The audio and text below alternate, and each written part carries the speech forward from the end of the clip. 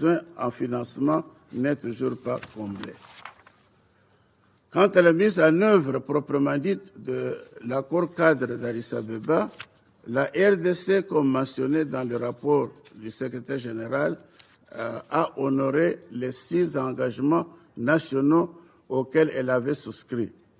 La nomination, le 25 mai 2022, de 9 coordinateurs provinciaux pour le programme PDDDRCS, les réformes en cours concernant les forces armées de la RDC, la signature par le président du projet de loi de programmation militaire axé sur le renforcement des capacités, tout cela va dans le sens de renforcer donc notre mécanisme, le mécanisme d'Addis Abeba. En outre, il s'avère utile de rappeler que sous le leadership de la RDC, qui assume la présidence du mécanisme régional de suivi depuis le 24 février 2022, plusieurs réunions importantes ont eu lieu. Par exemple, au mois d'août 2022, la 31e réunion du comité d'appui technique a été organisée à Nairobi.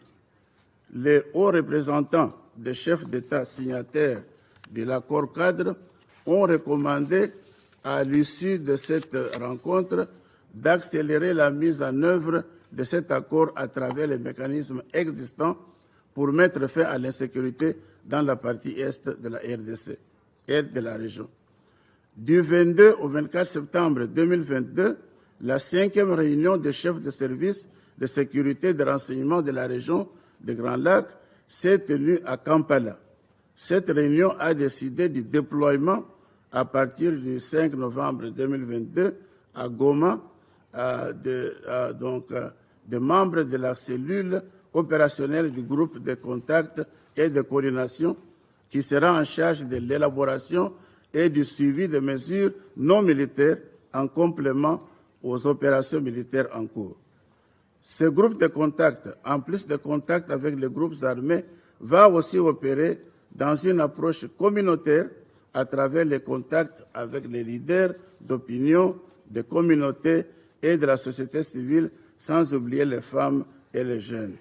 L'objectif avoué est de sensibiliser, d'obtenir l'adhésion et l'implication effective de toutes les parties prenantes dans ces efforts non militaires visant la reddition des groupes armés. Par ailleurs, la cellule opérationnelle va aussi accompagner les efforts ciblant les groupes armés étrangers et leur rapatriement dans leur pays d'origine, souhait clairement exprimé par le gouvernement de la RDC. Il impose de signaler que la réussite de ce volet non militaire soulève l'importance cruciale du programme PD2RCS mis en place par le président de la RDC. Nous saisissons cette plateforme pour demander à l'envoyé spécial et au Conseil de sécurité de participer encore plus proactivement aux côtés de la RDC dans les efforts de déployer pour un financement conséquent de ce programme qui va contribuer à changer la donne dans les Grands Lacs. Par ailleurs, conformément à la résolution 2556 du Conseil de sécurité, la stabilisation de la RDC passera également par la mise en œuvre de l'accord cadre d'Addis Abeba. À ce titre, mon gouvernement voudrait rassurer le Conseil qu'elle poursuivra ses efforts de coopération au niveau sous-régional, régional et international pour la mise en œuvre effective de cet accord cadre. Pour clore ce chapitre, permettez-moi de mentionner que la RDC respecte ses engagements pris au terme de cet accord. Le Rwanda, en apportant un appui substantiel au M23, contribue à la détérioration du climat de confiance et dans le maintien de l'insécurité dans la partie est de la RDC. Cette insécurité favorise depuis des années la prédation et l'exploitation illicite des ressources naturelles dont regorge l'est de la RDC et que nous déplorons. L'accord cadre d'Addis Abeba prohibe la déstabilisation d'un pays membre de la région à partir d'un autre État. Cette attitude enregistrée en ce qui concerne le Rwanda est faite au mépris des conclusions du processus de Nairobi, de pourparlers de Luanda et de New York. New York, je parle ici de la réunion que le président français Macron avait tenue avec les deux présidents Kagame et Tshisekedi pendant la haute semaine de l'Assemblée générale. Que le Conseil soit informé que la RDC, son président et sa population défendront l'intérêt de leur territoire et ne lâcheront aucun centimètre carré de leur sol. Monsieur le Président, permettez-moi, avant de conclure mon propos, de formuler quelques demandes de ma délégation au Conseil de sécurité. 1. Le respect de l'intégrité et de l'intangibilité des frontières de la RDC. 2. Que le Conseil puisse exiger un retrait immédiat et sans condition des troupes rwandaises et du M23 de la cité de Bunagana et d'autres parties du territoire de Rutshuru à l'est, donc dans la province du Nord Kivu. 3. Que le Conseil de sécurité condamne fermement par voie de résolution la République du Rwanda pour son soutien au groupe armé M23. J'ai entendu presque par tout le monde qui a parlé ici a déploré cette occupation du Congo, mais ce n'est pas en déplorant seulement qu'on va changer la situation. Il faut prendre des mesures qui s'imposent pour que le Rwanda sache que la communauté internationale est sérieuse sur cette affaire. 4. Que le Conseil de sécurité impose des sanctions appropriées et plus sévères aux acteurs du M23 et au Rwanda qui menacent la paix, la sécurité et la stabilité dans les Grands Lacs à travers cet activisme. 5. L'appui au processus de Nairobi. 6. Exiger de tous les groupes armés, sans exception, de déposer les armes pour rejoindre le PDDRCS et fournir un soutien plus accru au programme de PDDRCS. 7. Renforcer les sanctions contre les réseaux mafieux internes et externes qui exploitent illégalement les ressources naturelles de la RDC, incluant toutes leurs chaînes partant des lieux de production et de transit jusqu'aux destinations. 8. Dernier point, que le Conseil puisse... À l'issue de pourparlers sur la paix facilitée par l'administration militaire, la FRPI et le FPIC, deux groupes armés signataires d'actes d'engagement de cessation des hostilités en Ituri, réitèrent leur volonté de créer un climat de paix et de cohabitation pacifique entre les populations de Walendu Bindi et celles d'Andisoma et Mobala, en territoire d'Irumu, a dit le porte-parole de la FRPI.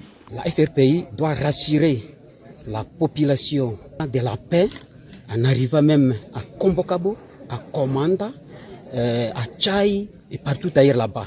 Si le porte-parole de la FRPI a appelé ses membres à respecter et à faire respecter l'acte de paix, celui du FPIC a quant à lui exhorté les deux communautés Bira et Bindi à se fréquenter sans moindre crainte. Je voulais rassurer la population qu'elle soit calme, il n'y a pas d'inquiétude. La fréquentation est une bonne chose. Qu'ils arrivent aussi à Nyakoundé comme nous sommes arrivés à Songolo. Ça sera une bonne chose. De son côté, l'administrateur militaire du territoire d'Irumu annonce le début d'une campagne de sensibilisation sur l'éducation à la paix entre les communautés.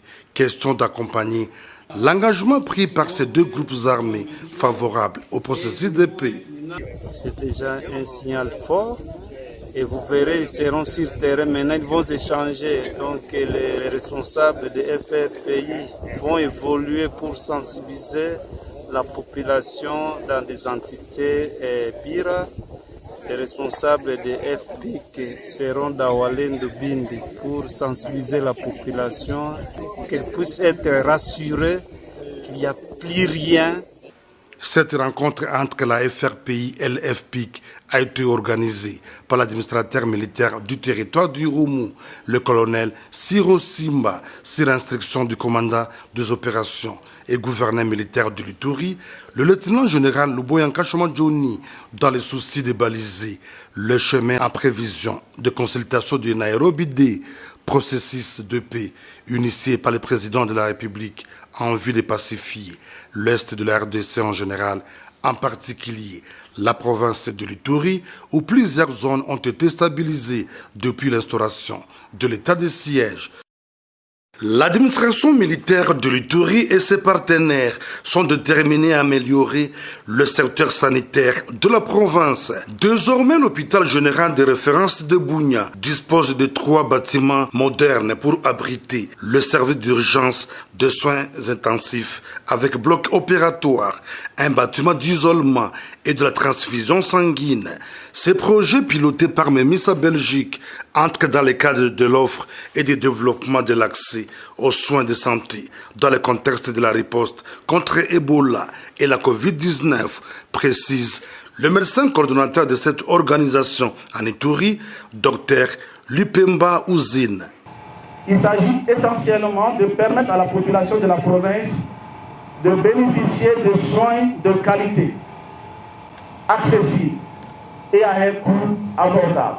Au nom des bénéficiaires, Dr Louis Choulo, médecin-chef de division provinciale de la santé de l'Ituri, estime que la dotation de ces infrastructures sanitaires va améliorer les conditions dans lesquelles les soins sont administrés aux malades. Les conditions d'hébergement des malades seront améliorées.